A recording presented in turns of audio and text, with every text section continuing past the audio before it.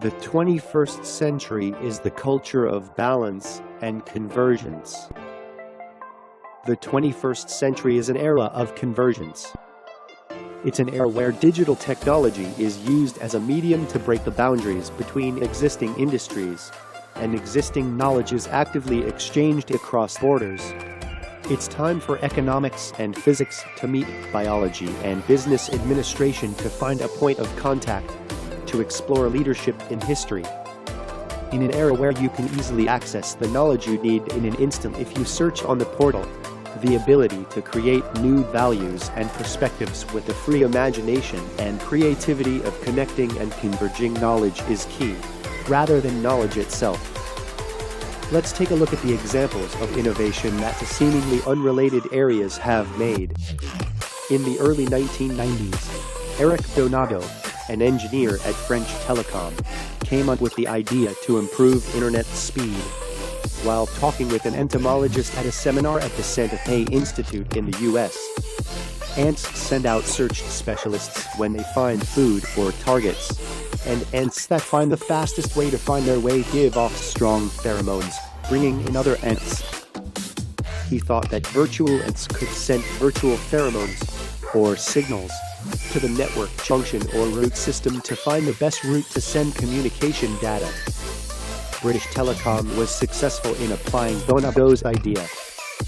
In business circles, the combination of ideas and knowledge that seem completely irrelevant is called the Medici effect. The term was given to mean when the Medici family, which was a member of Florence, Italy, called artists from all walks of life, and the great wave of the Renaissance had occurred when different artists met. Just as humans are not perfect, human civilization poses its own problems and creates them. But it is the history of civilization that human knowledge and technology have solved these problems and developed them to a higher level. The most valuable resource in this process was human knowledge and creativity. Humanities are also important in terms of expanding human knowledge and creativity. But if you don't accept the idea of humanities properly, it becomes a fossil thrown from the past and rather a mechanism that constrains the present. All knowledge, including humanities, is a tool that makes human life rich and meaningful, and the humanities need to be absorbed from a future perspective. Let's see what attitudes are necessary for learning humanities.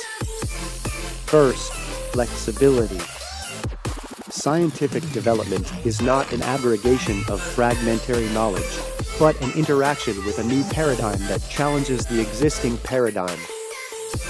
The accumulation and development of human knowledge are similar. The Mencius-like classics of the Orient, which contain the essential knowledge of intellectuals in the past, are still widely read today, but their meanings and interpretations have changed completely. Once the classic content that was established long ago is buried in past interpretations, it becomes a fossil, but from a future perspective, it becomes a new energy.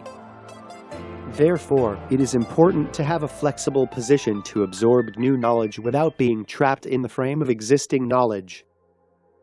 Second, openness. Religion begins with faith. Knowledge begins with doubt. Humanities need to be established only by accepting existing knowledge and having doubts and questions in the process of sublimating it. You must also be open to new knowledge and perspectives to correct your own errors or to deepen your knowledge.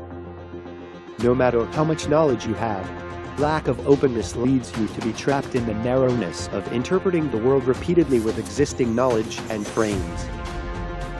The third is practicality. The knowledge that humans have accumulated is meaningful in itself in terms of broadening the horizons of perception, but ultimately, it is of practical value because it is a tool for enriching human life. In some times, there is always a system of knowledge that dominates that era, but when the system of knowledge flows into utilitarian public opinion and pursues vague ideas only in the world, the logic is clear and the discussion is sophisticated, but the reality that is in front of us is not real and the difficulties are common in history. and the concept of basic literacy changes with the times. The present cannot be the same as the past, because high-tech knowledge of hundreds of years ago can now be dismissed as superstition, and the important values of long ago can now be anachronistic. Fourth, creativity. Knowing the old and learning new things is the same for humanities. Knowledge is constantly being reinterpreted and created. A knowledge that is not new is a dead knowledge. As it was mentioned earlier, the acquisition of knowledge is similar to but different from the realization of meaning. Acquiring knowledge is not the final goal, it's worth when it's realized and creates new things. Especially in today's world, where changes are accelerating and new things are emerging. Humanities should be approached in that it can be a resting place for calm amidst the busyness, while at the same time being a source of looking at the existing and creating new things. It's all about humanity. Oliver Sacks, a renowned American neuroscientist who passed away in 2015 at the age of 82, wrote to the New York Times just before his death, looking back and reflecting on his life. Above all, I have been a sentient being, a thinking animal, on this beautiful planet, and that in itself has been an enormous privilege and adventure. As intelligent human beings, the ability to explore themselves and the world around them and broaden their awareness is a unique ability and privilege. It should be grateful that we are lucky to be able to approach not only humanities, but also social sciences and natural sciences while living in a country at a certain economic level, which has given mankind to be liberated from famine and epidemics for the first time in history. Thank you for watching SNBU video.